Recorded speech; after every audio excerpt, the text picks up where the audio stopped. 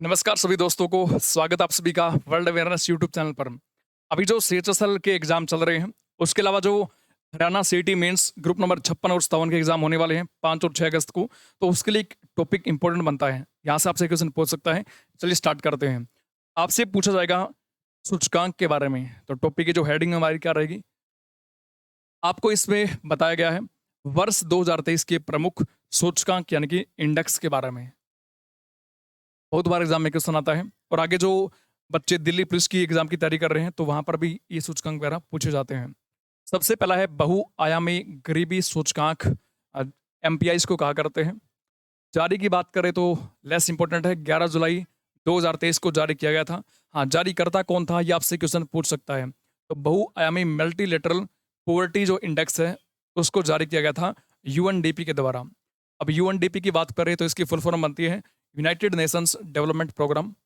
हिंदी में इसको संयुक्त राष्ट्र विकास कार्यक्रम कहा करते हैं। नोट करने वाली बात यहाँ पर यह भी है कि यूएनडीपी के द्वारा ही ह्यूमन डेवलपमेंट इंडेक्स यानी कि जो मानव विकास सूचकांक की रिपोर्ट है वो भी जारी की जाती है। तो आपसे कई बार ये पूछता भी है कि बहुआयामी गरीबी सूचकांक है उसको कौन जारी करता है? यूएनडीपी जारी करता है। और जो ह्यूमन डेवलपमेंट इंडेक्स है इसको भी कौन जारी करता है? यूएनडीपी के द्वारा जारी किया जाता है। ठीक है। हालांकि अंदर बात करें तो भारत ने इसके अंदर अच्छे आंकड़े दर्ज किए हैं। भारत ने कुछ हद तक गरीबी को यहाँ पर कम किया है, लेकिन आपके लिए सिर्फ याद करने वाली बात क्या है कि कौन जारी करता है। उसके बाद में अगर नेक्स्ट की बात करें तो आपसे पूछेगा ग्लोबल पीस इंडेक्स 2023 के बारे में। थोड़े टाइम पहले एक रिपोर्ट जारी की गई थी जिसके अंदर बताया गया कि विश्व के सबसे 10 शांत और विश्व के सबसे 10 अशांत देश कौन कौन से हैं। काफ़ी इंपॉर्टेंट है, एग्जाम में यहाँ से क्वेश्चन पक्का पूछ सकता है। ये जो ग्लोबल पीस इंडेक्स 2023 है ये काफ़ी ज़्यादा इंपॉर्टेंट बनता है। हिंदी में इसको वैश्विक शांति सूचकांक कहा करते हैं। जारी रिपोर्ट कब होती है? 28 जून 2023 को जारी होती है। अगर जारीकर्ता की बात करें, रिपोर्ट किसने जारी की, तो Institute for Economics and Peace, IEP कहा जाता है। शांति के मामले में जो इंस्टीट्यूट काम करता है उसके द्वारा ये जारी किया गया है। कुल मिला के 163 देशों की रिपोर्ट जारी की गई, जिसमें पहला स्थान मिलता है आइसलैंड को, सेकंड मिलता है डेनमार्क को और थर्ड स्थान मिलता है आयरलैंड को। यानी कि दुनिया का सबसे शांत देश आइसलैंड है, सेकंड वाला डेनमार्क है और आयरलैंड की बात करें थर्ड नंबर पे शांत देश है। वहीं पर बात करें कि विश्व का सबसे शांत देश कौन सा है, तो जिसकी रैंकिंग होगी 163, 163वां देश होगा, वो दुनिया का सबसे अशांत देश होगा। ये कौन सा है? अफगानिस्तान है।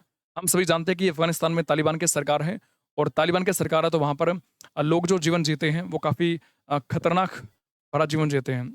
उनके डर के भय के अंदर रहकर जीवन जीते हैं। जब से अफगानिस्तान के अंदर तालिबान की सरकार आई है तब से बहुत कुछ गलत हो रहा है। दिन दाड़े किसी को भी वहाँ पर गोली से उड़ा दिया जाता है। ठीक है। सबसे आसान देश है दुनिया का। भारत के स्थान की बात करें तो कुल मिला के 163 देशों में से भारत को मिला है 126वां स्थान। ये भी आपको याद करना है। भारत की जितनी भी रैंकिंग आपको सभी की सभी पढ़नी पड़ेगी।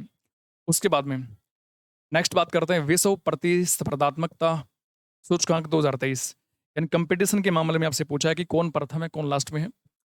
तो ये जो रिपोर्ट जारी की गई है वो 26 जून 2023 को रिपोर्ट जारी की गई। जारीकर्ता कौन है? आईएमडी है। अब आईएमडी की फुल फॉर्म क्या हो जाएगी? ये भी आपसे एग्जाम के अंदर पूछ सकता है। आईएमडी 4 हो जाएगा international institute for management development. इसके द्वारा विश्व प्रतिस्पर्धात्मकता सूचकांक 2023 जारी किया गया। कुल मिला के 64 देशों की रिपोर्ट जहाँ पर जारी की गई है। प्रथम स्थान मिलता है डेनमार्क को, सेकंड मिलता है आयरलैंड को, थर्ड मिलता है स्विट्जरलैंड को और लास्ट की बात करते हैं 64 में मिलता है वेनेजुएला को। साउथ अमेरिका का कंट्री है वेनेजुएला। भारत के स्थान की बात करें तो मिलता है 40वां रैंक मिलता है इनको। ठीक है। तो कुल 64 में से 40वां रैंक मिलता है कंपटीशन के मामले में। उसके बाद में नेक्स्ट बात करें, टू द पॉइंट आपको मैं इसलिए पढ़ा रहा हूँ क्योंकि एग्जाम में टाइम काफ़ी कम है। आप इसको विद इन डिटेल नहीं पढ़ रहे हैं, सिर्फ जो काम की बातें हैं वो यहाँ पर कवर करने वाले हैं। चलिए आगे, फास्टिंग इफेक्टिव एनर्जी ट्रांसजिशन जारी 28 जून, याद नहीं करना है। जारी करता कौन है? विश्व आर्थिक मंच है, यानी कि वर्ल्ड इकोनॉमिक फोरम हो जाएगा। इसमें कुल देश शामिल 120 120 है। प्रथम स्थान मिला है स्वीडन को, भारत को मिला है 67वां यानी कि 67वां स्थान मिला है। एनर्जी को ट्रांसमिशन करना, एनर्जी पे अपन कितना वेस्ट हो रहे हैं या फिर अपन जो एनर्जी को चेंज करते आ रहे हैं टाइम टू टाइम, उसकी बात यहाँ पर की जा रही है। उसके बाद नेक्स्ट बात करें तो ग्लोबल फायर पावर इंडेक्स 2023, ये काफ़ी इंपॉर्टेंट है, एग्जाम के अंदर ऐसे ही पूछ सकता है आपसे। ग्लोबल फायर पावर इंडेक्स 2023 जारी करता कौन है? तो ग्लोबल फायर पावर के द्वारा ही जारी किया जाता है।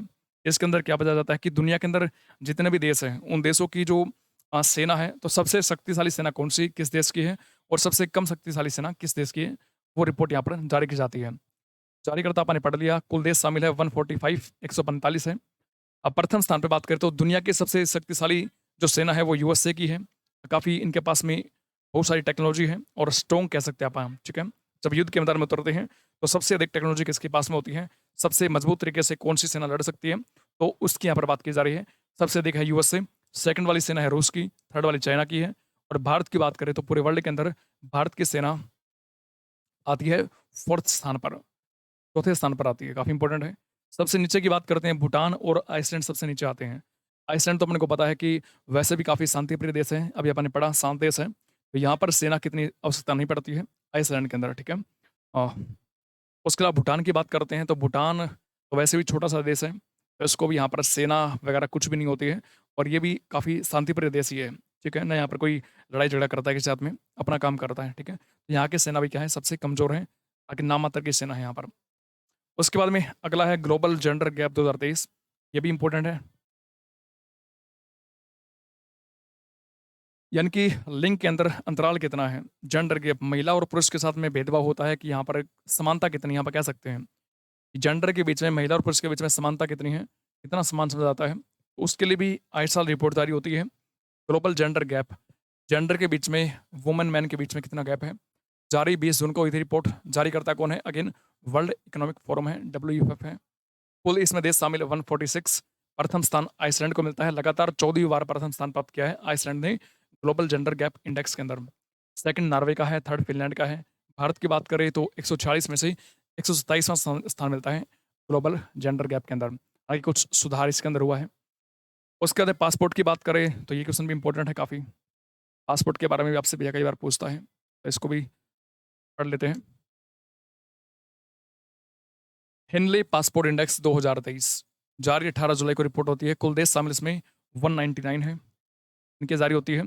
प्रथम स्थान जो मिला है सिंगापुर को मिला है। कई बार आपको कहीं पर दिखाएगा कि जापान को प्रथम स्थान मिला है, ये पहले था जापान, ठीक है? अब जापान तीसरे स्थान पर चला गया है। अगर किसी बुक के अंदर लिखा हो कि जापान है हेनले पासपोर्ट इंडेक्स 2023 की रिपोर्ट में प्रथम स्थान पर, तो वहाँ पर गलत लिखा है, ठीक है? सिंगापुर वर्तमान में फर्स्ट स्थान पर है। आखिरी बात करें अफगानिस्तान के अंदर, अफगानिस्तान है और भारत की बात करें 80 है। तो भारत का स्थान जो है पासपोर्ट कितना शक्तिशाली पासपोर्ट है, तो उस केस में हमारा 80वां स्थान आता है। तो हमारे जो देश के लोग हैं, बिना वीज़ा के 57 कंट्रीज़ के अंदर फ्री में भ्रमण कर सकते हैं, ठीक है? तो आप आज आपने कुछ ये इंडेक्स के बारे में पढ़ा, हालाँकि टू द पॉइंट ही हमने बात की है। इतनी डिटेल आपने नहीं पढ़ा है आपने, क्योंकि टाइम एग्ज़ाम में काफ़ी कम है। चलो मिलते हैं नेक्स्ट क्लास में, तब तक के लिए सभी को जय हिंद, सभी को राम-राम।